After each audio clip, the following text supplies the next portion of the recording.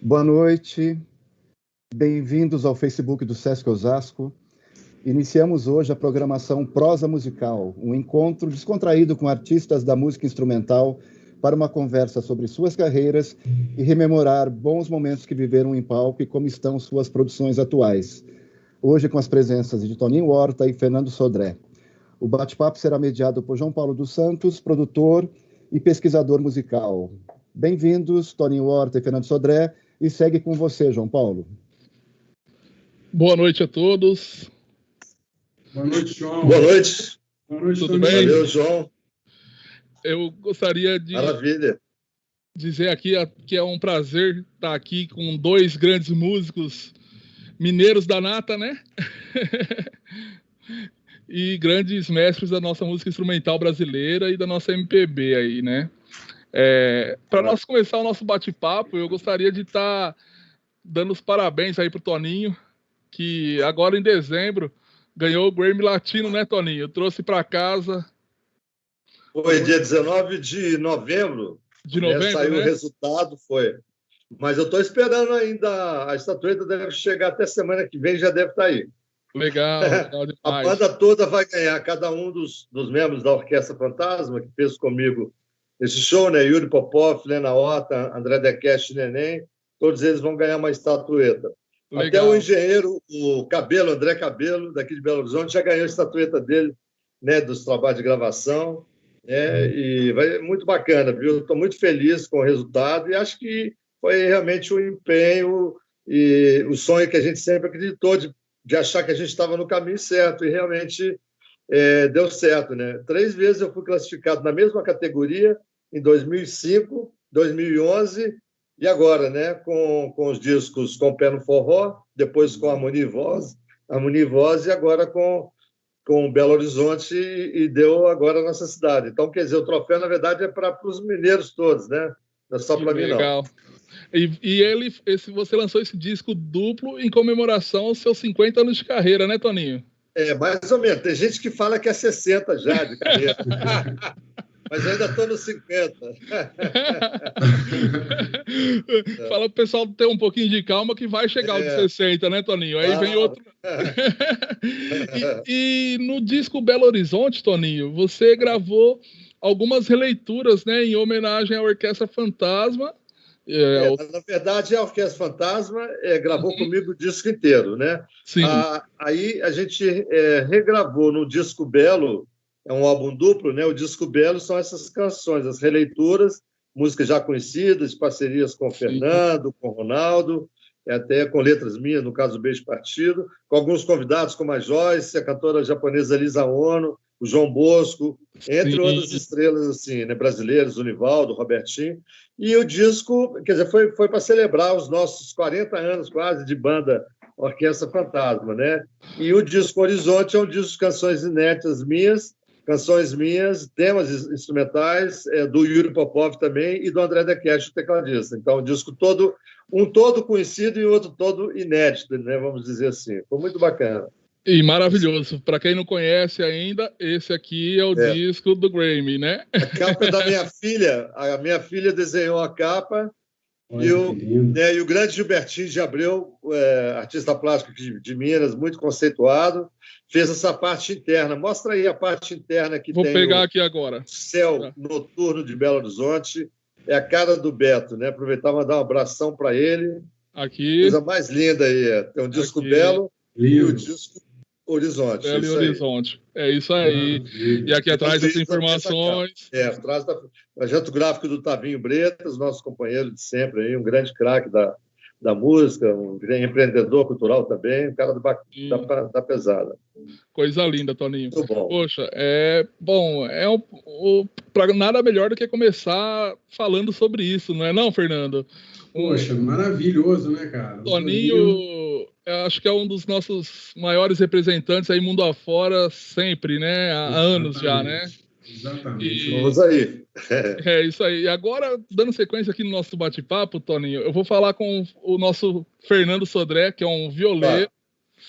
que Tá pesadíssima, tá por sinal. pesadíssima de Belo Horizonte e que trouxe o choro e o jazz para viola, né, Toninho? Poxa É vida. isso mesmo.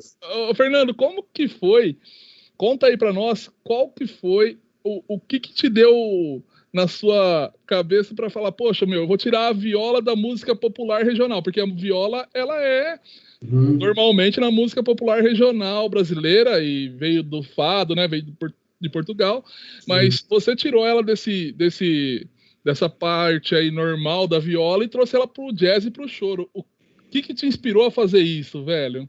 Cara, antes de mais nada, boa noite para todo mundo, né? Dizer que é um prazer participar desse projeto aí, o Prosa Musical, né? Estreando aí com esse ícone aí da música brasileira, que é o Toninho, esse grande mestre, uma referência para todo mundo aí, no mundo inteiro.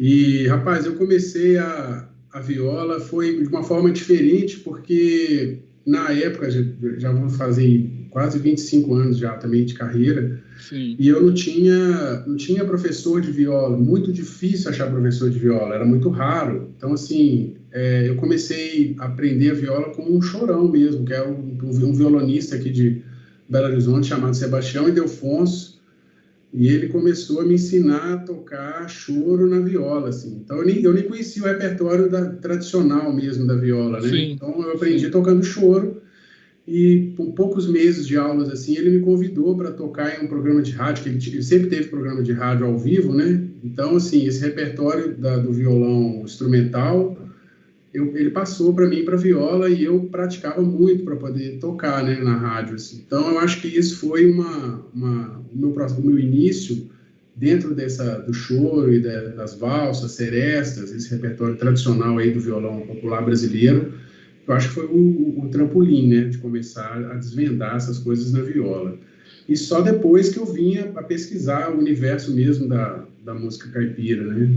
Entendi. Então você começou ao contrário da maioria dos violeiros, né? Pois é, cara, comecei ao contrário. Caramba. E aí é uma experiência muito legal, assim, eu acho que depois disso tudo, né, de ter passado, de ter vivido e ter vivido muito em roda de choro aqui também em Belo Horizonte, que eu acabei conhecendo todo mundo aqui em BH que tocava choro e convivi, coloquei a viola também dentro da roda de choro, né, que era uma coisa bem, não é muito normal, né? Não é habitual, né? Não é habitual, assim, mas foi muito legal, porque todo mundo me recebeu muito bem, assim, a turma muito bacana. Essa turma da música instrumental é muito unida, assim, eu acho, sabe? Sim. Tem aquela união, aquela vontade de tocar, né? A música, ela é efervescente, assim, dentro de todo mundo. Então, existe aquela troca, aquele carinho, Então, depois é que eu vinha estudar a música caipira, né? Depois eu conheci o Renato Andrade, que é uma das lendas aí da viola, se tornou meu grande amigo. E aí, a partir daí, eu me aprofundei também no universo da música regional, do instrumento, né? E aí foi só descer o rio abaixo. E você toca muito jazz. Qual foi o primeiro jazz que você fez assim na viola que você falou, caramba, bicho, esse foi o que eu queria executar? Eu acho que eu comecei a tocar algumas coisas de jazz, assim, eu vou dizer, então, assim, falar tocar jazz é até um absurdo, né? Porque a gente tocar, por exemplo, é bem complicado você ter aquela linguagem mesmo do jazz, e a viola é um instrumento que é bem limitado em termos de extensão harmônica e tudo, né? Sim, Mas dá para se fazer afinação, muita né? coisa, a afinação já ela complica muito você partir para outros tons, né? E cordas duplas e tudo. Mas eu acho que a primeira música assim que me despertou foi o Alton Leaves, assim, que eu comecei a escutar e me apaixonei pela melodia Legal. e comecei a tirar aquilo. E aí foram outros temas de jazz, né, mais complicados. Assim. Você conseguiria fazer um pedacinho da Alton Leaves na viola pra gente, só para ilustrar? Cara, eu acho que sim, quer ver?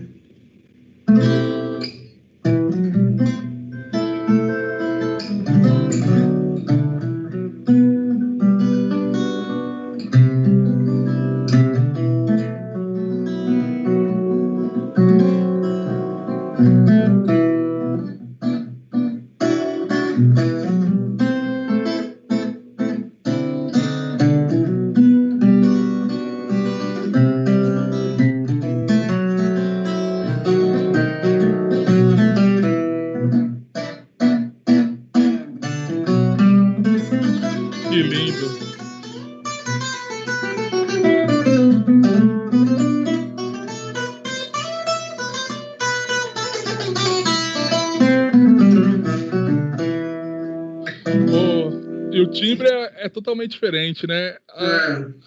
Agora eu vou voltar aqui com o nosso mestre Toninho. Toninho, Poxa, bacana demais, viu? Bacana demais o Alton Livres na viola, né? Já tem uma sonoridade mineira aí da... Não é?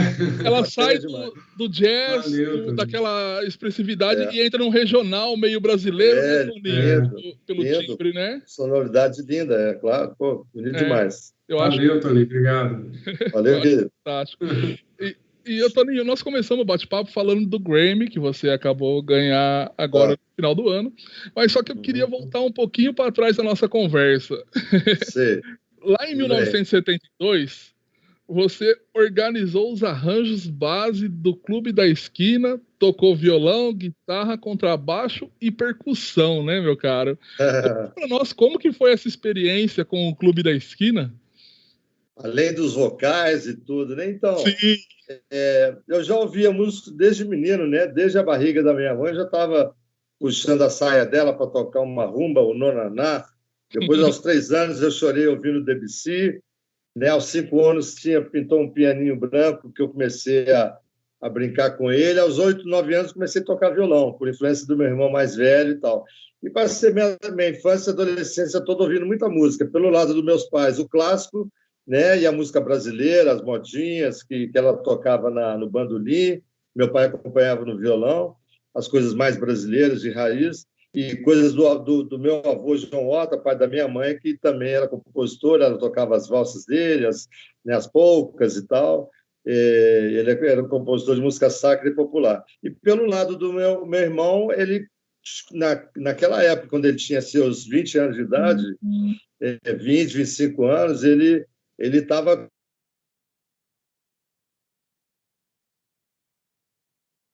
Opa, parece que o Toninho caiu. Travou aqui um pouco, né? Deu uma travadinha aí. Toninho, ouve a gente?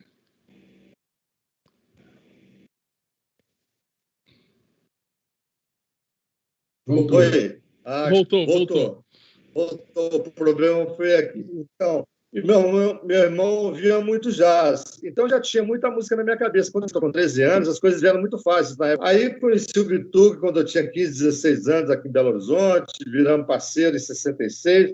Em 67, estivemos lá no festival juntos no Festival Internacional da Canção do Rio de Janeiro. Conhecemos vários compositores famosos, Tom Jobim, Vinícius, o Caetano, Gil, Chico, todo esse pessoal, Quarteto em Si, a Joyce, Agostinho dos Santos. Foi demais. E foi aí que começaram a abrir as portas. Em 72, o Milton chamou a galera que ele conhecia de Belo Horizonte, e que tinha a ver, né, com o trabalho, com Minas Gerais. Né? O Lô foi o primeiro convidado dele, o Lô Borges, que ele morou, inclusive, na casa dos Borges. O irmão do Lô mais velho, Marilton, era chefe de banda de baile, também BH. O Marcinho virou parceiro do Bituca, Márcio Borges, que hoje é escritor também. Então, assim, o Lô também já nasceu num berço bem cultural. Sim. E aí o Beto era muito amigo do Lô, o Beto também foi. Eu já era amigo do Paulinho, que o Paulinho, sou irmão do Paulinho, que era amigo do Bituca. Nas noites, quando o Bituca veio aqui, começou a tocar contrabaixo, meu irmão era baixista acústico, né? Deve ter passado algumas coisas para ele lá também. Puta, que o Milton ele era baixista, né? Tocava acústico e era crooner, ele tocava contrabaixo acústico. E aí, cara, foi quando teve o Clube da Esquina. Como eu não pude participar de um mês antes daquela preparação, que eles ficaram numa praia em Niterói, praia de Piratininga, para fazer as músicas e tal, eu já fui direto no estúdio. Quando eu cheguei no estúdio, a minha contribuição maior, então, foi pegar as músicas do Lô e Beto, que tinham menos experiência de bandas, eram um pouco mais novos. Até uma vez eu dei aula debaixo do pé de abacate lá no horto, lá em casa, para eles, assim, quando eles eram bem jovens. Túlio Mourão, outro dia, falou nisso também numa entrevista. Que né? O Flávio passou por lá também. Mas a verdade é que aí eu tinha de sonoridade, de forma, de instrumentação. Aí eu fui ajudando eles a fazer essas introduções, as repetições, né, os fade-outs, né, e tudo. E aí eu construí, realmente, eu e o Wagner fizemos essa parte. Mas eu acredito que eu tenha feito assim, uma grande parte. Né? O Wagner me dá o crédito que eu fiz as bases do Clube da Esquina todas. Não foi assim também. Porque quem sabia tocar mostrava a música e a gente ia atrás. Mas, pela minha incerteza e minha audácia desde aquela época, eu ajudava a organizar. Né? Faltava um baixo, eu pegava o baixo, faltava alguma coisa, eu tocava. Então, foi assim de uma forma muito natural, por isso que deu essa sonoridade única. Em 20 faixas, não tem uma faixa que se repete na formação instrumental. Então, isso deu uma característica muito aberta para o disco, né?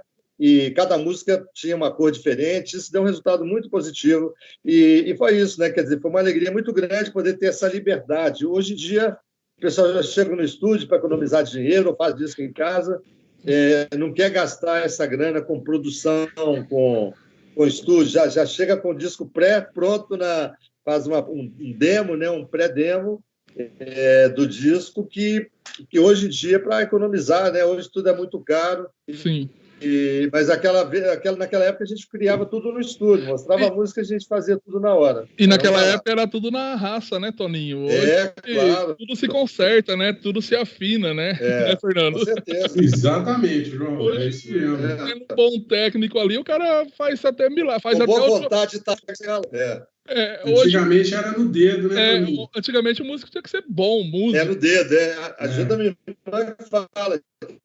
Eu já gravei disco assim também, Toninho, sabia? Eu peguei um resquício de dedo, eu já gravei assim também. Eu peguei um resquício assim no finalzinho, no meu início, que eu gravei um disco com o Ildefonso, foi assim, com a fita. Fita, não era, Toninho? Com fita? O Ildefonso que você fala, e o Deolino Soares, não, baixista, não? Não, é Sebastião Ildefonso, violonista. Tá. Ele era professor, foi professor de um monte de gente aqui de Belo Horizonte. Muita gente, claro. E eu gravei um disco com ele, assim, com esse sistema de rolo, assim, antigamente. Era isso, né? No dedo. Você não tinha esse negócio de errar, não, direto. Ele é jovem, mas ele passou um pouco por isso também, né? Legal demais. É um jovem sênior, né, Toninho? É isso aí, com certeza. Ô, Toninho, o Fernando Brant, ele foi muito amigo seu, né? E fala pra gente, qual que era a música que o Fernando Brant mais gostava, sua composição? Conheceu... Olha, pior que o Milton gravou. A gente se conheceu um pouquinho antes, em 67, quando o Milton foi com Travessia para o Rio. Eu tinha uma música com o Marcinho já, e uma música com a minha prima Juna Horta, que era musicista, né, compositora, faleceu há pouco tempo. E ela fez a letra da outra música, que chamava Maria Madrugada, e com o Márcio eu fiz o Nem é Carnaval. E com o Fernando Brant só vim fazer 2 anos depois, na época do disco, que tem o Beco do Mota, né? E esse disco eu gravei com ele aqui, ó, né? Ele escreveu uma letra assim, tipo assim, Toninho, vai para... eu iria até meu pai sem um tostão, quer dizer, vai para o Rio de Janeiro de caminhão, ou de trem, ou de jipe, mas você tem que ir embora, porque lá no Rio você vai ganhar mais oportunidade e tal. Aí eu fui, né? E o Milton adorou a letra e tudo, e gravou essa música em 69, né? E o Fernando foi aquele parceiro, ele né, viveu a adolescência com a gente, estudava no colégio estadual, era um cara muito bom de letra, era um intelectual jovem, né? E se demonstrou um grande letrista desde o princípio, porque ele tinha muita musicalidade. Então, além do sentido da letra dele, da consistência literária, criatividade, ele tinha a questão de colocar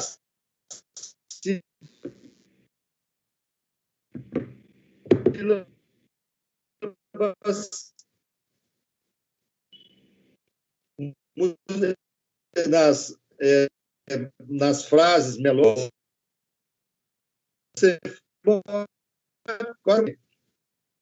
Gerais.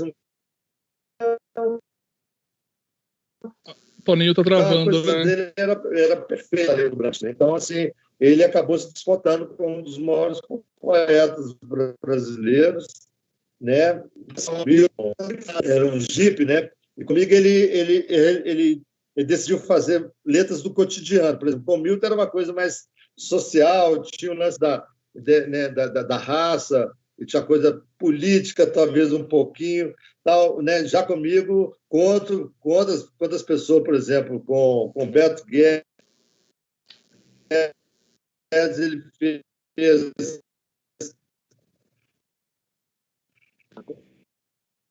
é, é, é, músicas que também são mais românticas, e comigo ele fez o cotidiano, cara. Aí acabou dando certo, fazendo uma obra-prima. Então, o Brant já nasceu pronto, vamos dizer assim, um cara muito inteligente, e era amigo nosso, jogava pelada com os irmãos dele, a gente tem uma grande saudade dele. E a música que ele gostava mais era até alguns anos atrás, na missa de sétimo dia, a família me chamou para tocar o Duranquide. Assim. Foi uma emoção muito grande na igreja e foi um barato. Foi um momento triste, mas ao mesmo tempo muito confortante, de muita lembrança boa que existiu entre a gente. Puta vida. É um negócio bem legal. E agora que voltou a sua... Tava dando uma picotada no seu áudio. Será que você tocaria um trechinho da Durango Kid para nós? Durango Kid, vamos lá, vamos tentar aqui.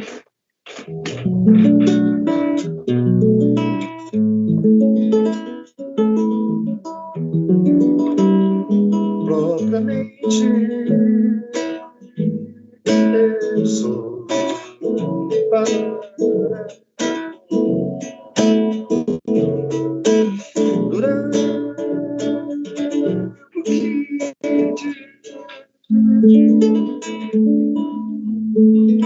eu vim trazer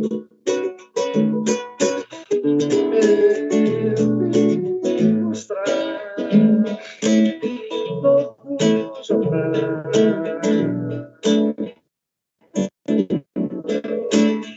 novo sorriso este jornal é o meu revólver. Este jornal é o meu sorriso.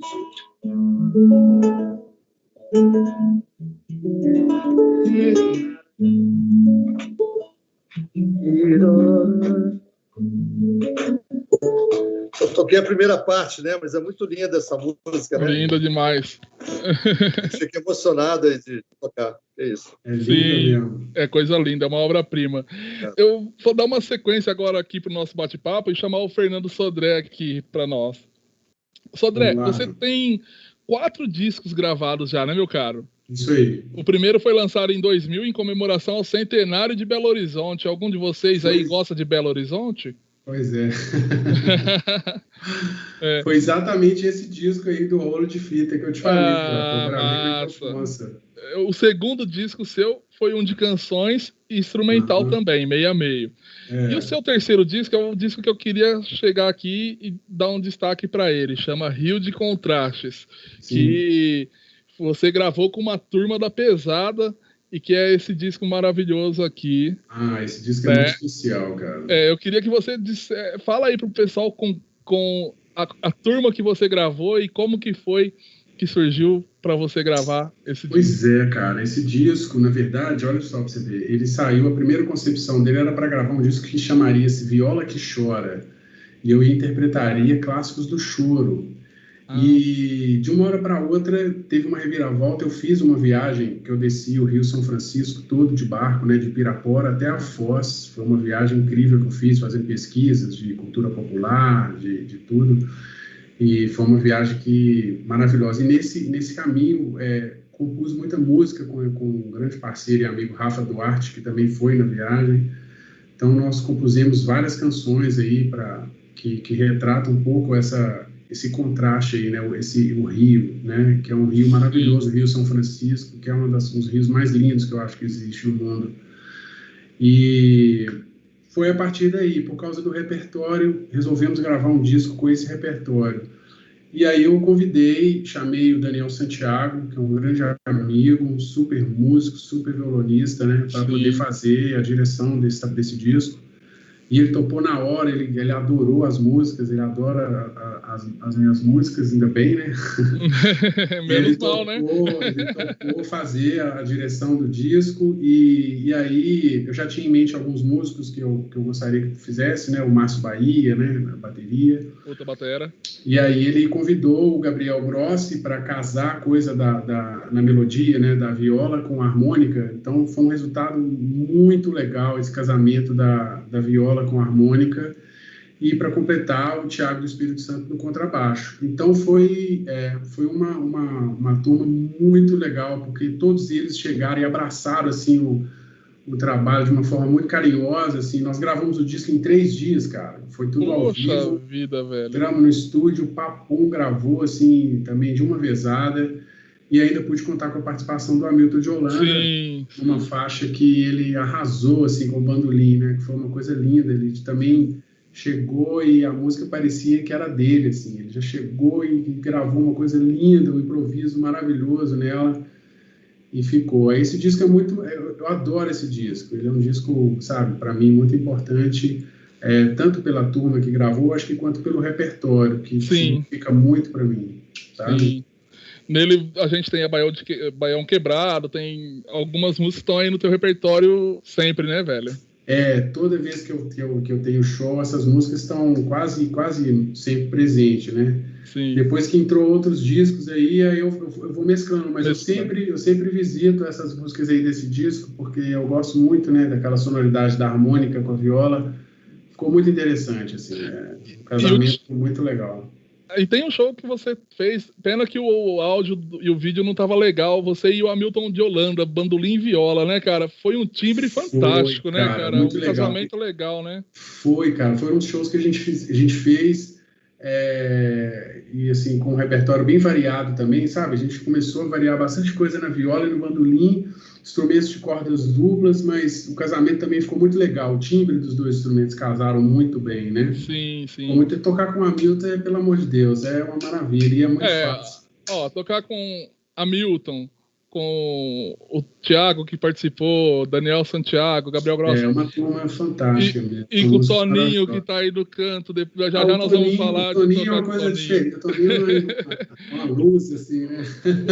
O Toninho é o pai. A gente gravou, a gente fez um show, né?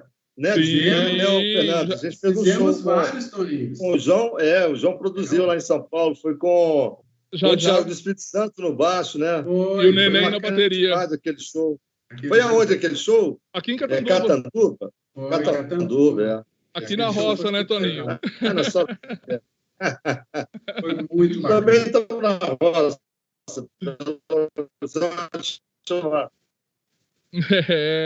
Grande província. Eu queria gravar uma música minha.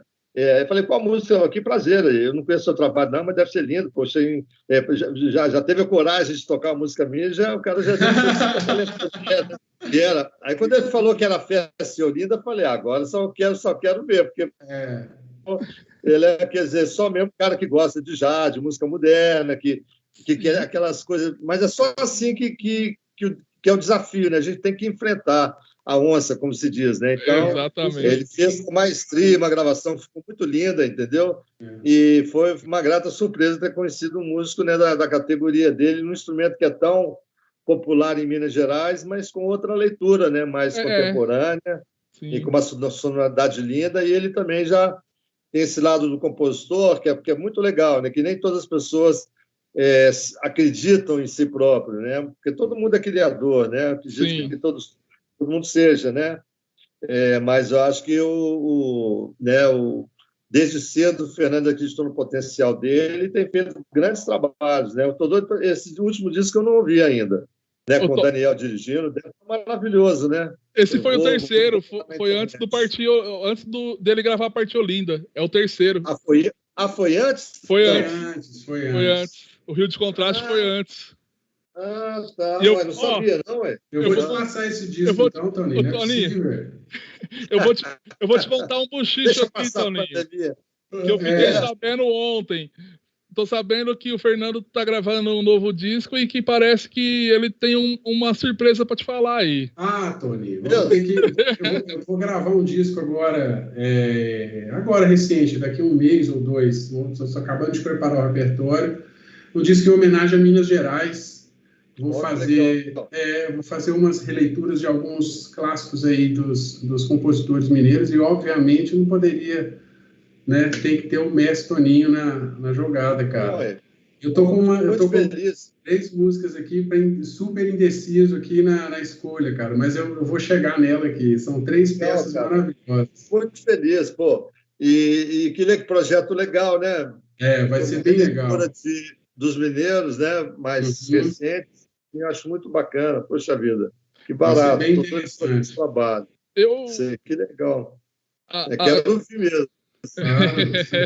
Estou curioso. Vai ser show de bola, mais um trabalho. Eu vou dar sequência aqui no nosso roteiro aqui. Agora eu queria mostrar aqui para o público que está nos acompanhando para assistir um pedacinho da música Baião Quebrado que está no terceiro disco Rio de Contraste do Fernando Sodré e que foi gravada com essa turma da pesada aí.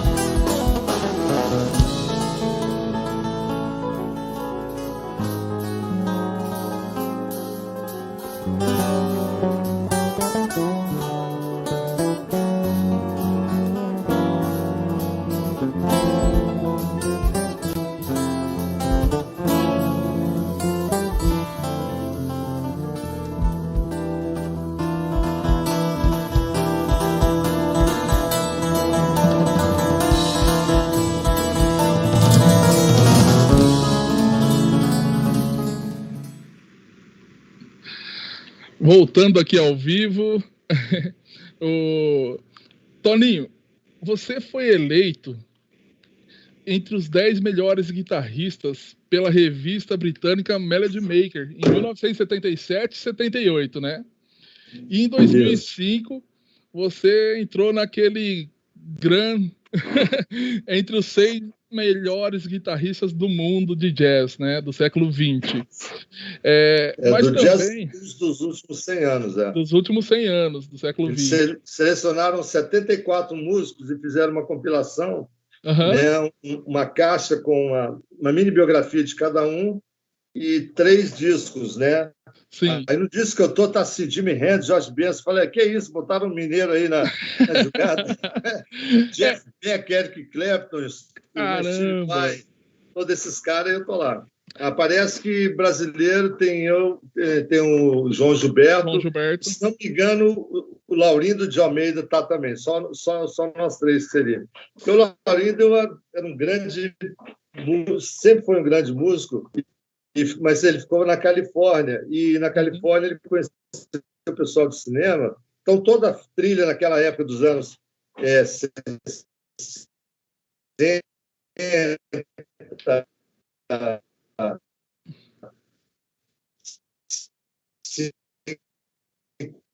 50, 60 para 70, ele era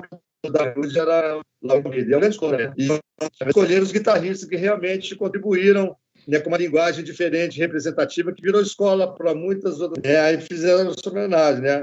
Foi uma compilação da gravadora Sony americana com a BMG americana também. São 74 guitarristas e a música que eles escolheram minha foi exatamente Choquió, que é uma música até cantada, mas que tem muitos contracantos de guitarra e tudo, e realmente é uma parceria até com o Brant, né, com o Fernando, e foi muito legal. Eles colocaram no CD uma música de cada um desses guitarristas. Foi muito genial. Foi muito que legal. bacana. E se eu não me engano, quem assina é o John Scofield também, né? John, tem esses caras todos, os caras mais conhecidos, Mike Stern, Stanley Jordan. Todos, do caramba. É um puta material. John McLaughlin.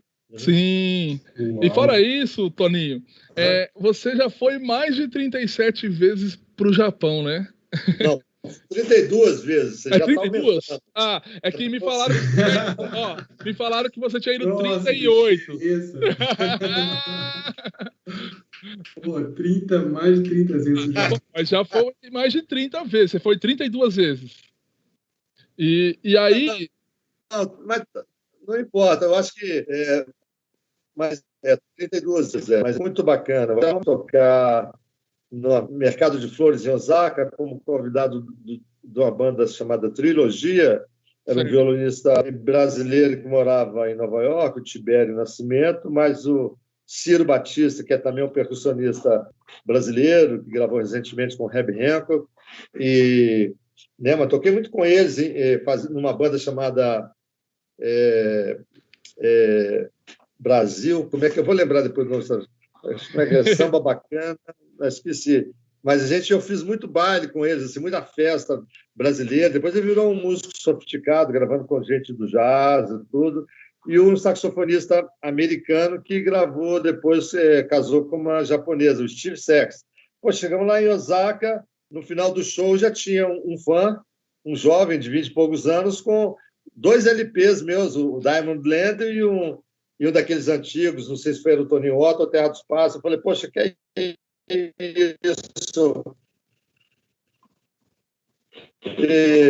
Mal cheguei no Japão, você já tem fã assim?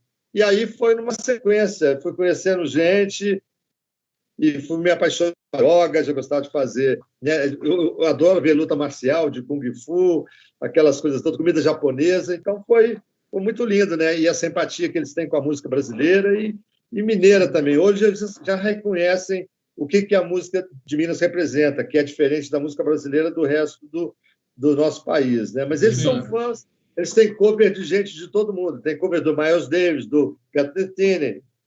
Cover meu de guitarra deve ter uma meia dúzia lá que toca igualzinho. Caramba! Taramako Shida, tem o Hideo Takahashi, tem um punhado de gente que é muito legal. Mas isso é bom, que a gente vê que a música não tem fronteiras, né? A música, ela realmente é uma diplomacia. Você consegue ser diplomata no mundo inteiro através da música, né? Não precisa...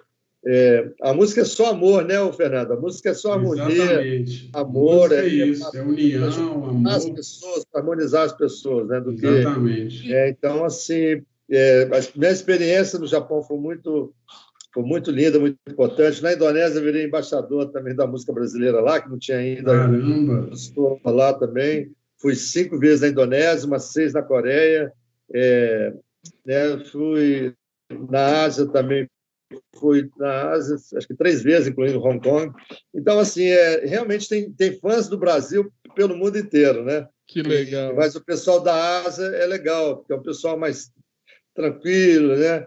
Na Europa, todo mundo meio rápido, meio fechado, porque quanto mais frio lá, eles ficam mais fechadinhos, né? quando é um tempo muito gelado assim e tal. Agora na Ásia tem aquela comida super boa, né? A temperatura é maravilhosa, sempre puxando para o quente, né? Às vezes chove um pouco, mas neva também, catástrofes, né? Nucleares e tudo. Quer dizer, o país para ajudar as outras pessoas de uma forma assim condicional. Então, isso é de tirar o chapéu, né? Quer dizer, é uma coisa muito bacana, muito Sim. especial. Você já foi para aqueles lados lá, não, Sodré? Não, para esses lados ainda não, Toninho, mas Japão eu sou doido para ir, viu, cara? Deve ser uma experiência muito legal. Vamos mandar o seu disco para o Kimura, que ele é um esquema lá para você. Aí, então, tá vendo? É um cara que sempre divulgou a música brasileira. Tem muitos brasileiros que falam português.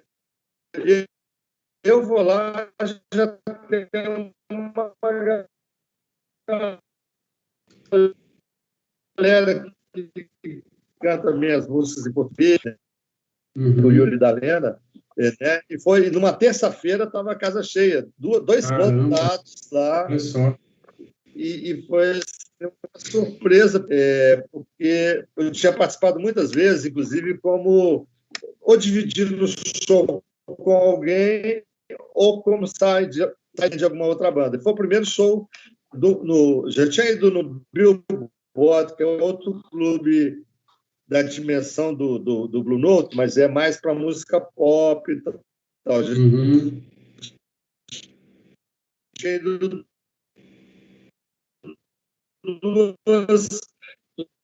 duas temporadas no Billboard, em Osaka, com Lisa Ono, com outras pessoas, né? Ou então também com Kazumi Watanabe, fizemos uma turnê em 10 teatros, só teatro acima de 2 mil lugares. Caramba! E já gigante. Foi há muitos anos atrás, né? Tocando mais bossa nova e tudo, foi uma super produção. Legal, então, eu participei de vários eventos. Toquei para a Priscila no Japão uma vez. Legal, né? Cara. Quando o Brasil fez 500 anos, o único artista brasileiro que foi comemorar no Japão os 500 anos foi eu. Fui chamado pela Você foi tocar para a família imperial, né, Toninho?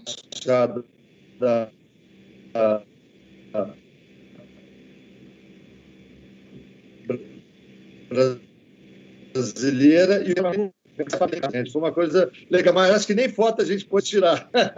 Mas foi um evento muito emocionante assim também, entendeu? Então o Japão tem essas coisas, né? É muito bacana. Agora, nesse show do Billboard, que foi no final de 2018 ou 2019, aí com a Diana de convidada, foi o primeiro show onde eu assinei mesmo como artista de frente, né? E a convidada Diana Popova. Cara, foi terça-feira. E eu falei assim, eu vou, né? Porque era um show só lá. Aliás, são 2 shows no interior, para depois fechar em Tóquio. Aí eu falei, não, e eles queriam a mesma gravadora que estava lançando meu disco estava lançando o disco da Diana. Então eu falei, vamos aproveitar, então vamos juntar as forças aí. Eu fui reconhecido numa ponte, atravessando uma ponte, e outro num shopping. Imagina, japonês é gente pra caramba, né? O cara fala, você é o Toninho. Caramba! Que legal, bicho. Sou eu mesmo. Que legal. Né? Mas muito legal. Puta, graças a Deus. E eles são super assim, eles são super regrados, né, Toninho? Quando eles falam, eu vou tocar isso, eles vão no jazz, vão no choro, vão na MPB e tocam perfeitamente, né? E já ponto uma característica. Quando você acaba uma música, eles batem palma muito efervescentemente, mas eles param de repente, porque eles não querem perder o primeiro acorde da outra. Que legal, poxa. Entendeu? Vida, que legal. E aqui, puta, a educação deles é demais. Para pegar a música japonesa, a técnica dos discos todos. naquele disco tem aquele baixista, aquela flauta, tá? Eles sabem a ficha técnica de todo mundo, é barato. A gente nem sabe, já nem sabe mais aqui no Brasil como é que é, e eles têm essa informação toda. É um barato isso, é muito gratificante. Que legal. Legal. Para ilustrar isso tudo que o Toninho falou, eu gostaria de colocar um trechinho aqui de um vídeo de 2 minutos e pouquinho, do Toninho tocando Beijo Partido com a Nobie em Tóquio.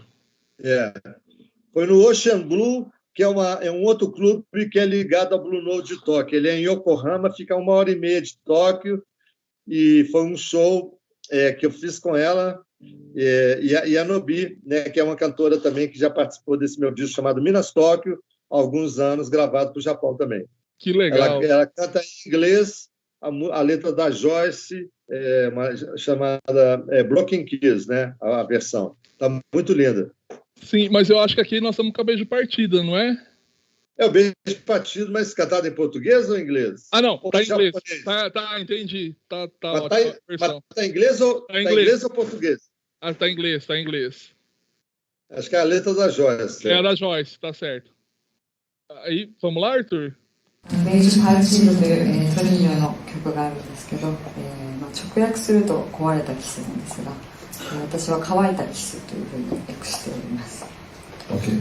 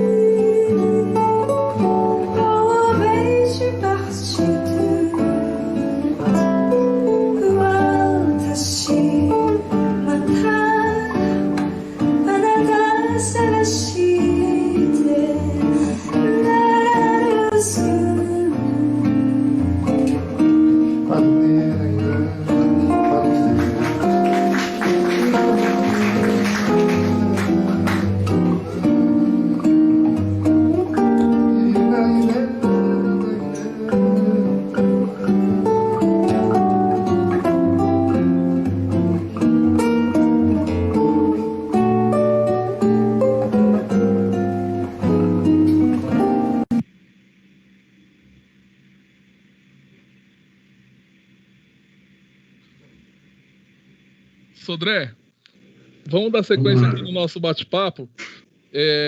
Fala para nós como que foi você gravar o seu quarto disco, Viola de Ponta Cabeça.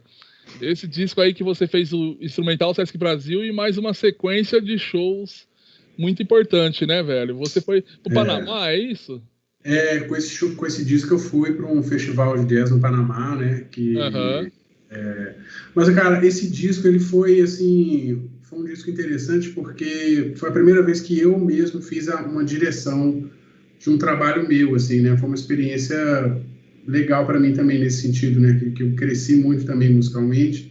Foi um disco que eu gravei aqui em BH, no Estúdio Bemol, e com grandes músicos daqui de Belo Horizonte, que para mim são umas referências também na música instrumental no mundo inteiro, né? Que é o Neném na bateria, o Enéas no baixo, o Ernesto Xavier, e o Írio Júnior no piano. Então foi uma formação que até então eu não tinha usado, que era piano com viola também. Gostei muito do resultado, e o Írio captou muito bem a essência das músicas, né? O Írio, ele entrou assim também de uma forma muito espontânea no disco. Eu falei, cara, fica livre, toque à vontade. Passei para ele a partitura, né? E ele tocou também. O disco é um disco muito solto, é um disco muito livre também. Eu queria um pouco dessa concepção, né? De deixar o pessoal também, da gente fazer aquela coisa unificada ali, né? Cada um tocar a sua essência mesmo. E foi mais ou menos o que aconteceu no disco. E foi nesse disco que eu contei com a participação especialíssima do Toninho, né? Gravando essa... A parte linda. Que é, para mim, a minha música favorita do Toninho é essa música. Eu acho ela linda demais. É uma música maravilhosa, cara. Ela é muito linda. E obrigado. foi difícil tocar ela. O Gabriel, que tocou com você, gravou essa música também. O Gabriel Gross, ele gravou mesmo. Também gosta dessa música. Verdade, também. Exatamente. O restante das músicas desse álbum são suas? Não, eu regravei eu gravei duas do Tom, que foi Passarim e Samba do Avião. E a Ponteio também do Lobo, que gravou, né? Do Lobo. E o resto são minhas composições mesmo. Legal. E uma sua, né? Claro. Bonito, disco é bonito, Obrigado, Tony. Valeu. Mas foi isso, cara. E foi um disco também meio ao vivo, assim, também. Nós tocamos, cada um numa sala, paf, e gravou, assim. Bem legal, assim. E uma experiência muito importante também, né, para o crescimento musical, assim, né? Que legal. E você gravou ele, e no Instrumental Sesc Brasil você gravou com o time do disco, né, Fernando? Na verdade, cara, esse não foi o time completo, porque o time era o Enéas. Sim. Só que eu não me lembro, eu acho que o Enéas não pôde fazer esse trabalho, e como eu sempre estava tocando com o Enéas, ou com o Tiago também, né, do Espírito Santo, sim, aí o Tiago acabou fazendo também, né, esse trabalho. Então, nós levamos esse... E o Gabriel também foi, aí formou o quinteto. Porque, na verdade, cara, eu tenho 2 projetos para esse ano, que é esse disco solo, que é um disco que eu estava sempre querendo gravar, né? E o disco quinteto, que é esse disco com quinteto, que é com a formação de piano, bateria, baixo, harmônica e um trio de sopros. Eu já tenho até isso pronto, já tenho escrito, já escrevi os sopros fazendo a parte de harmonia, tá bem legal. E a questão do trabalho que eu estou escrevendo agora também, que é um concerto para viola e orquestra, né? Que é em homenagem ao Rio São Francisco também. Então são 3, e está dando uma trabalheira incrível, assim. Que legal. Tá, mas vai ficar bonito esse, viu, Toninho? Que legal. Que lindo. Eu tô sendo informado aqui que nós estamos com um problema, que a imagem do Toninho não tá aparecendo no Facebook. Aqui para nós tá tudo normal. Eu tô vendo o Toninho. Eu também. Fábio, você também vê Toninho aí? Vê, né? Eu me vejo também. Você me vê aqui no Facebook? Não. Não, no Face não tô vendo, não. No Face não tá aparecendo. Eu vou fechar e abrir de novo. Tá. Agora tá? Não. Vamos ver. Voltou, Toninho. Coisa linda, voltou. E agora, o Toninho, então, nesse disco, Fernando, nesse disco você gravou com o pessoal todo. Eu queria, só para ilustrar aqui o que nós estávamos falando desse disco, que é maravilhoso, que apresentar a terceira música para o pessoal conhecer, que é a Viola de Ponta Cabeça, que é o nome do disco, né? Ah, sim, essa música é uma paulada mesmo, cara. Nossa, essa música ela é muito legal. Foi uma sugestão da Cássia, minha produtora, que deu a sugestão do disco, né, o nome do disco, né, a Viola de Ponta Cabeça, e falou assim, poxa, por que você não faz uma música que sugere isso, né, você transformar a viola de ponta cabeça e tudo? E aí eu compus essa música, assim, né, nesse sentido, assim, uma música que tem muita coisa da música mineira, assim, da harmonia, né, dessas inspirações aí dessas músicas lindas do Toninho e do Clube da Esquina e tudo. Eu acho que tem muito a ver com isso. Que legal. Temos como, Arthur, colocar a Viola de Ponta Cabeça agora?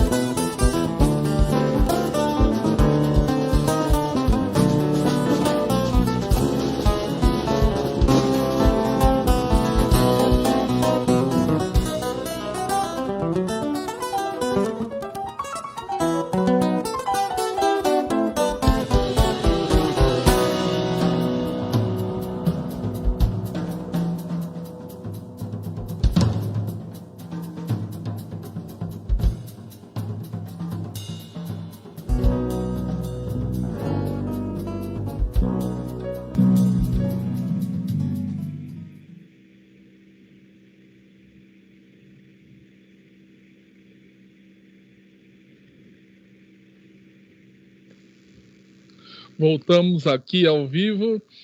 É muito bom. O pessoal lá no Facebook está comentando que muito lindo, acalanta o coração, Magali Honório comentou. Eu só queria deixar aqui registrado que nós estamos aqui com a audiência de 2 grandes mestres aí da nossa música também, que um é o Baldo Versolato, saxofonista barítono da banda Mantiqueira, com todo mundo também, e o outro, Luta do Pandeiro, também está aí assistindo a gente, Jack Will, tá o pessoal aí assistindo a gente aí, mandando abraço. Vamos lá, retomar aqui. Toninho, você foi muito para a Ásia, você disse, foi para a Europa, viajou o mundo todo. E eu queria que você desse um destaque aqui para nós, como que foi ser homenageado na Alemanha e tocar com a Big Band WDR e com Ronnie Cooper?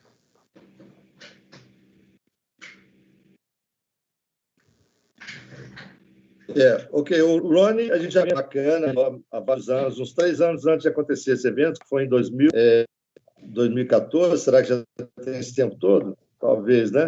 Então, o Ronnie já vinha fazendo alguns turnês com ele, de duo, às vezes com banda, e o Ronnie vem de uma escola, ele chegou a gravar com Frank Sinatra, com a orquestra do Quincy Jones, quando ele tinha 22 anos de idade. Poxa, que legal. Mostrou um vídeo, né? E depois, naquela época do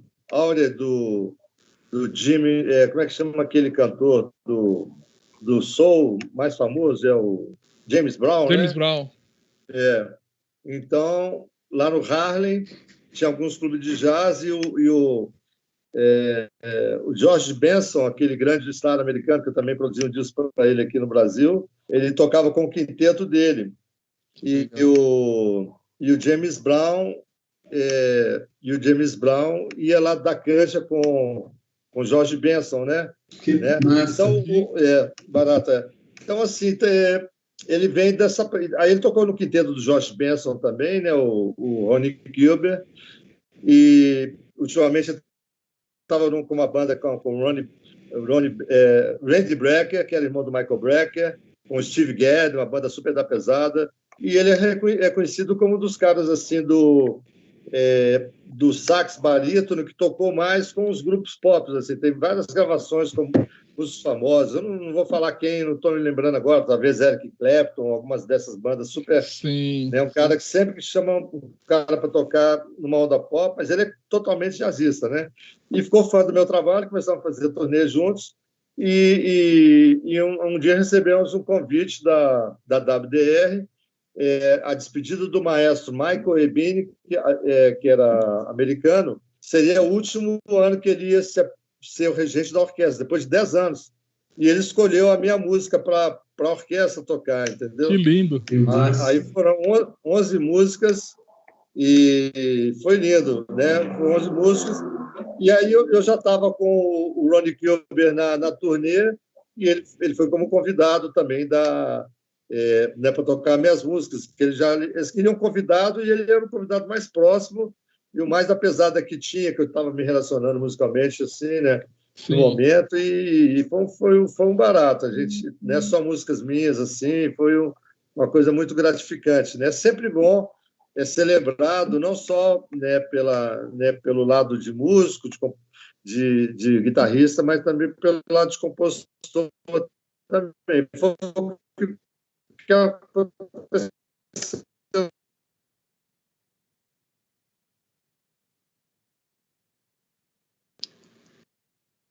Perdemos Toninho, travou. Você tem algum vídeo dessa apresentação? Sim, estamos aqui com ele no gatilho, Toninho. Eu vou pedir aqui Os caras são craques demais. Essa banda é da pesada. O pessoal no Facebook que está acompanhando aí, eu acredito que muita gente não tenha visto esse vídeo desse show maravilhoso, então, né? Lindo demais. É o vídeo com você tocando com a orquestra, né? E aí eu vou pedir aqui para ele pôr aí o vídeo pra gente. Legal. Banda da pesada.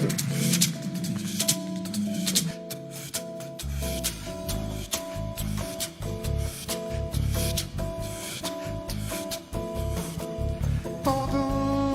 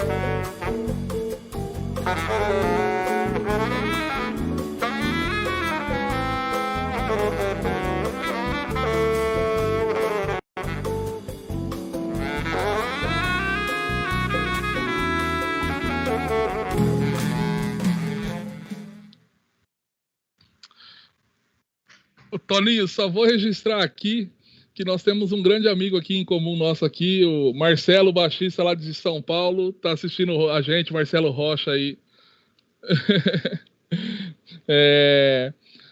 Ô Sodré, fala aqui pra gente o como que foi a sua experiência ter o Toninho Horta no palco com você partilhando ali o som com ele. Eu tive o prazer de ver aqui em Catanduva vocês tocando Tristeza do Jeca num arranjo fantástico. Puta vida. O que é para você, como músico mineiro, fã do Toninho, ter ele ao seu lado? Rapaz, eu vou te falar, viu? A primeira vez assim que eu tive na cabeça era uma coisa muito distante, né? Aquela coisa que você tem do fã e do admirador, do artista e tudo. E sempre admirei muito o trabalho do Toninho, escutei muito já as músicas do Toninho e tudo. E sempre naquela coisa de tentar tocar as músicas do Toninho, né? Porque é uma característica muito... O Toninho tem uma digital incrível, absurda, né? Que o mundo inteiro, você escuta o acorde, você pode escutar onde for, você sabe que é o Toninho.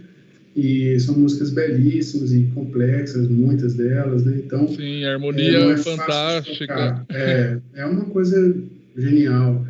E para gravar esse disco, eu queria muito com essa música que me marca muito, que é a Paulinho Linda, né? Eu falei, poxa, será que Conversei com o Enéas, também conversei com a Perla, e aí a coisa foi ficando cada vez mais próxima, assim, até o dia que deu certo, né? Eu falei, vixe, fiquei nervoso pra caramba a primeira vez que encontrei com ele lá no estúdio. Ele foi, mas depois que eu o conheci, cara, foi um negócio muito genial, porque além de ser um gênio, assim, que eu considero da música brasileira, um cara, sabe, importantíssimo para a nossa música brasileira, né? Para o mundo inteiro, assim. É um cara de um coração gigantesco, é um cara que abraça principalmente músicos mineiros, assim, tem um carinho com todo mundo aqui. Então, assim, poxa, depois disso, cara, eu me senti, assim, muito em casa com o Toninho, assim, é muito acolhedor tocar com ele, você se sente seguro ter uma referência dessa, né, do teu lado, e, poxa, sem falar da honra, né, de ter um cara fantástico como o Toninho no meu disco e poder partilhar com ele música em alguns shows que a gente já fez, né, Toninho? Obrigado, viu, Fernando? Imagina, cara, só falei a verdade. Quando uma pessoa do seu nível, assim, musical, eu fico muito feliz também. É uma recíproca, né? Porque a gente aprende. Eu acho que a gente está sempre aprendendo. Aquela história do Manuel Audazio, que o Fernando Brandt fala, aprender ou mais tentar, né? A gente está sempre...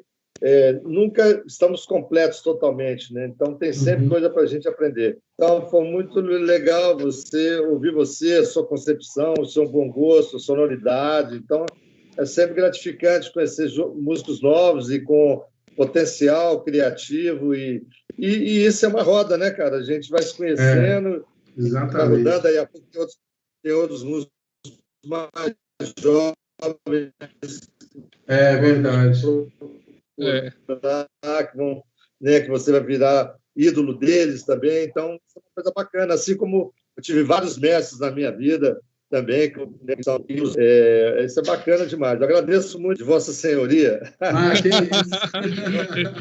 Eu tive o prazer de produzir, foram 2 shows com Adilson Godoy Trio, convidando Toninho, Leni Andrade, Kleiber de Souza e Hector Costita no Sesc Santana. Foi legal demais, viu? O Toninho, eu vou falar o que do Toninho, velho? No final do show, a Leni Andrade era a última convidada a entrar no palco. O Toninho pegou o violão, não tava no script, pegou o violão, sentou do lado e tocou junto, velho. Que legal. Esse Toninho Horta Não ia deixar a Leni sozinha, né? Exatamente, Toninho Horta. Ela foi bisada e ela entrou sozinha. Aí eu falei, eu vou entrar eu sou fã, ué. Ela me chama de o Belo Antônio. Eu não sei onde é que ela achou esse Belo, não, mas eu agradeço. O Belo Antônio. Poxa, nossa referência a essa grande diva, Leni Andrade, né? E então vamos, para ilustrar esse nosso bate-papo, colocar aqui um trecho da música que o Toninho Horta e o Fernando Sodré gravou do Toninho Horta no disco e que foi registrado no Sesc Pompeia, né, Fernando? Esse show foi muito legal, cara. Foi muito bom esse show também. Foi muito bacana. Legal. Toninho dá um arraso aí no início. Presta atenção pra você ver. Sim, vamos lá, Arthur?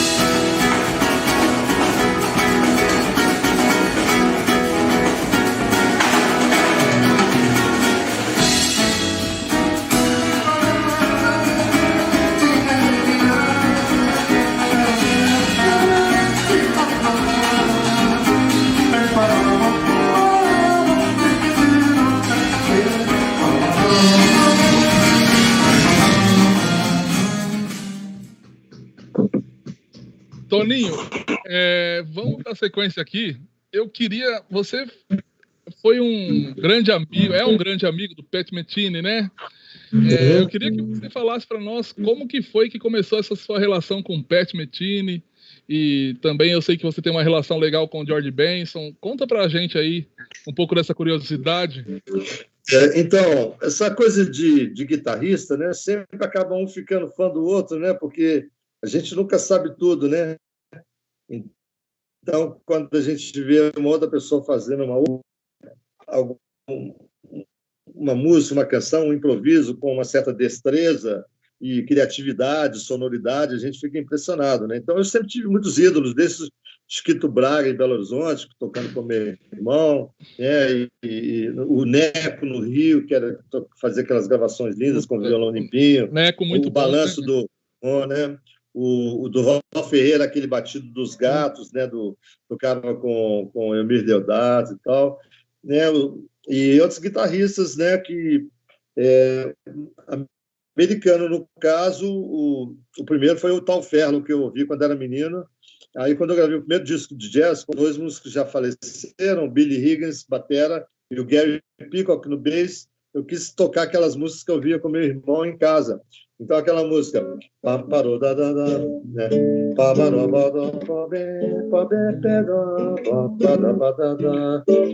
É o Is It Romantic, né? Uhum.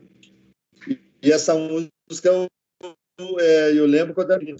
E só com 20 e poucos anos que eu vim conhecer o Wes Montgomery, que virou meu maior ídolo da guitarra pela espontaneidade, né? Ele não lia partitura nenhuma, ele tocava tudo de ouvido, e cada improviso dele era como se fosse uma nova canção, ele criava uns improvisos incríveis, assim, totalmente intuitivo, né? E é um dos grandes ídolos do Pat Metheny também.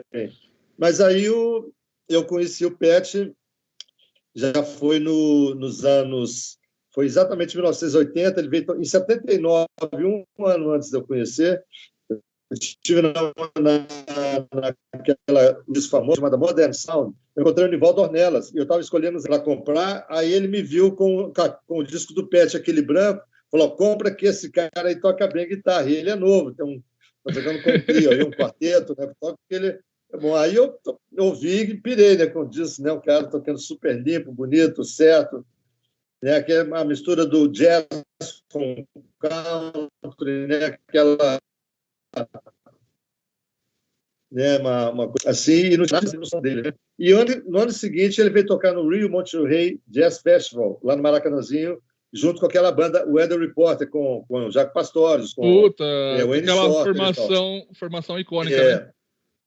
Aí uma amicíssima minha, que é grande compositora, cantora, violonista, Célia Vaz, arranjadora também lá do Rio de Janeiro, ela falou assim, Toninho, eu fui aluno do Pat lá em Boston, eu quero te apresentar ele. Tá? Falei, vamos sim. Aí chamou o Pat um dia para jantar na casa dela e a gente foi tocar depois, no final, uma guitarra, ou antes do jantar, nem sei. Mas parecia que a gente já se conhecia antes, né? Que legal.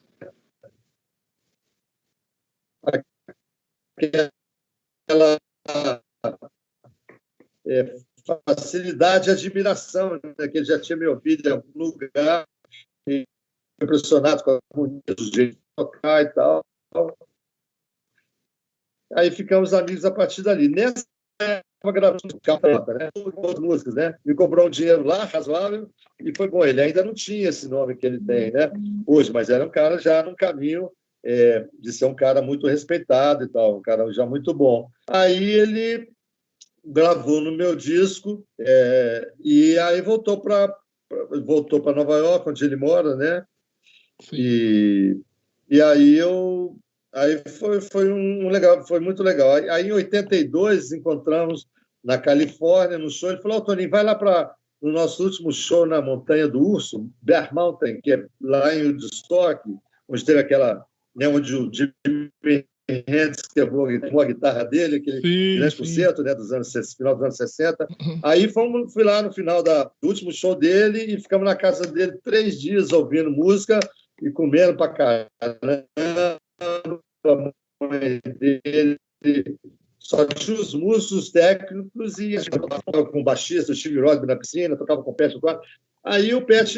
Mas agora teve uma coisa interessante. Rapidamente, quando ele veio no Brasil, eu também convidei para ir lá em casa, morava com a Gilda, minha irmã, e falei assim, vou fazer um peixe para você. Naquela época eu cozinhava um pouco, fiz um peixe e uma macarrão ao alho e óleo com brócolis. Demorei bastante.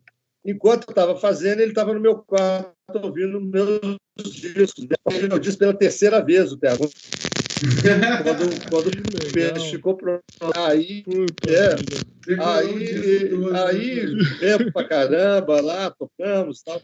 Aí ele voltou para a América. Daí, 3 anos depois, ele vem com o disco Versico, que é totalmente inspirado na música dos mineiros. Então, já veio cheio de coloridos, de coisas que não tinha nada a ver com aquele som do quarteto dele e tal. Muito bom. Aí ele conheceu o Milton, aí ele voltou para o Brasil, conheceu o Bituca, foi lá em Santa Teresa para conhecer a galera e tal. E aí teve uma amizade com o Bituca, gravou com o Milton depois, fechou. né? Mas foi uma grande surpresa. De vez em quando eu encontrava, na época do presencial ainda, na época que eu viajava muito, 10 anos atrás, eu encontrava com ele às vezes em festivais, né? Ele chegando, porque sempre tem festivais que todo mundo, em vários dias, ou vários palcos, então, às vezes se encontrou. E final de ano, assim, a gente costumava se ligar, até que nos últimos anos a gente relaxou até um pouco, mas ele virou meu amigo, né? Assim, né? Um cara muito chegado mesmo, tranquilo. Tanto que ele veio tocar no Brasil a última vez, ele veio aqui em BH, e aí ele não queria receber ninguém no camarim. Mas ele falou: o Toninho Horta tá aí? Falei: o Toninho tá lá, sim. Aí eu falei assim: só entra se for com a minha irmã e minha sobrinha. Aí eles demoraram muito, mas deixou a gente entrar. Contra eles lá, mas deixaram entrar. Então a gente tem um carinho muito grande um pelo outro, admiramos assim um ao outro, e é um barato. Muita gente fala: por que você não toca com o Beth? Aí eu falo: não, eu sou tipo arroz de festa. O Pet é então, aí a coisa dificulta, porque por vontade dele, ele queria fazer um trabalho comigo, tal, assim como o Jorge Benz, que eu conhecia, vamos gravar juntos, tal, e ele tirou do bolso o Jorge Benz para produzir um disco para ele também, foi super legal, só que o disco ficou com a cara do Brasil e eles achavam, a gravadora Concord achava que não ia vender igual os discos, que é mais na onda do Fusion, né? Sim.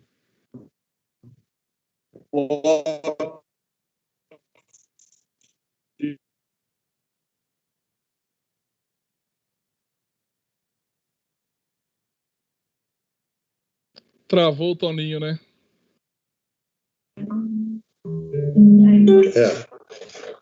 Então, depois veio o Marcos Miller.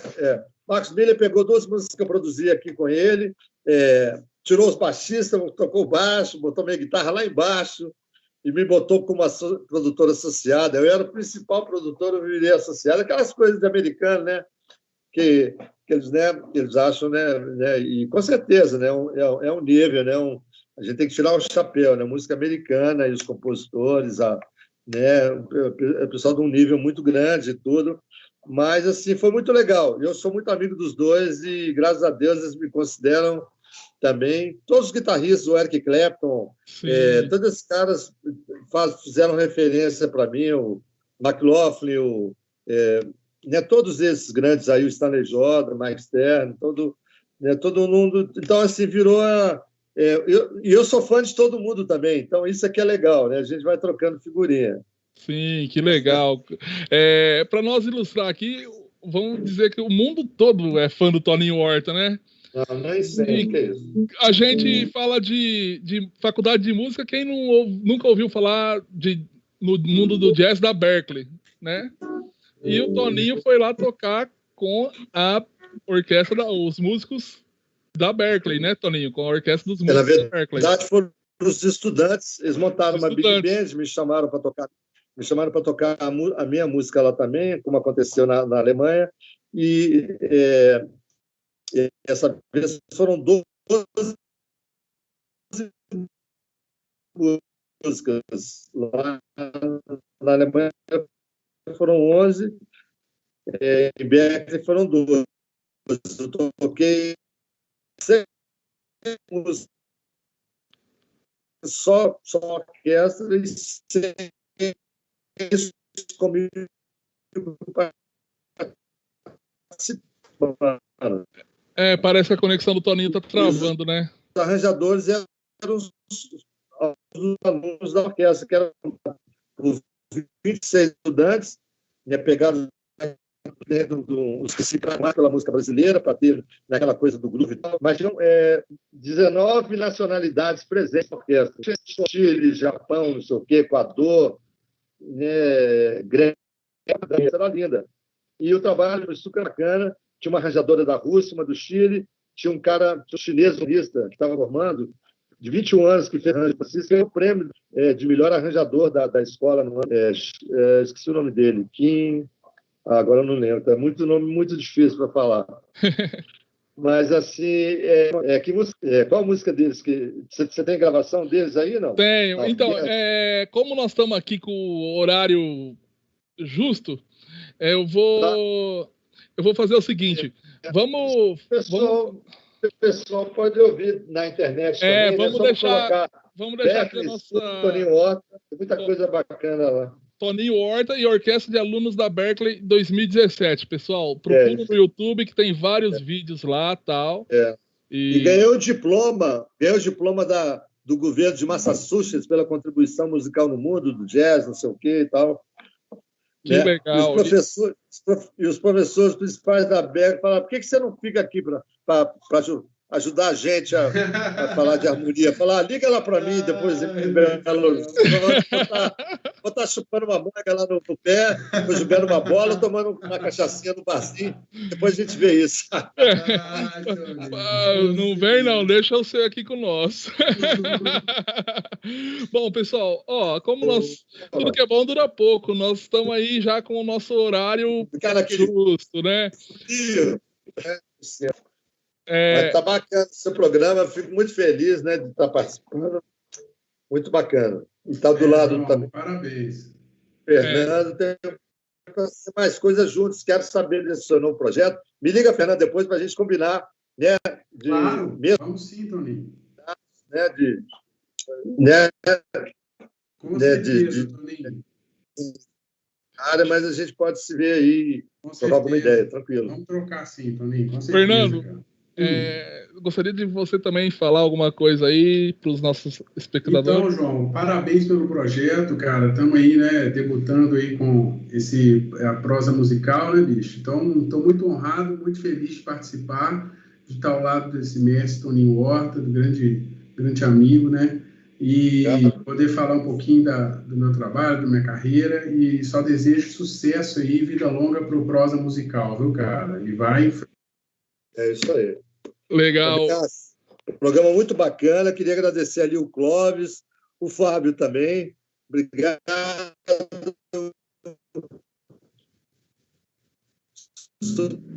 Preparação. Fica assim o tempo todo, né? Na Libra lá, mas ele me lembrou assim, me deu uns toques bem bacanas aqui, que é um dos principais produtores também aí em São Paulo, que também tem visão para a música aqui de Minas, e não só música brasileira em geral, mas que tem um ouvido muito aberto, né, para as novas direções,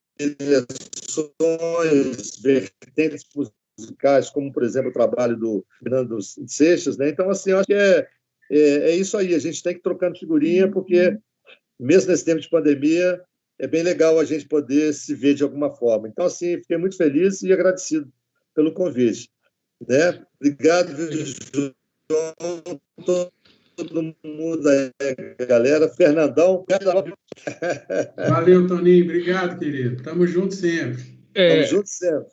Eu gostaria de agradecer vocês dois, que quando eu liguei de pronto, vamos fazer esse bate-papo, que foi uma ideia que surgiu aí com o pessoal do Sesc Osasco, na pessoa aí do Clóvis, né? E aceitaram participar desse nosso bate-papo, dessas informações aí pro pessoal. E eu gostaria aqui de chamar também, agradecer o Fábio, que está aqui na tradução em Libras. Muito obrigado, Fábio. Parabéns, Fábio. Bom demais. E que você siga aí nessa carreira maravilhosa que é essa, fazendo a tradução em Libras.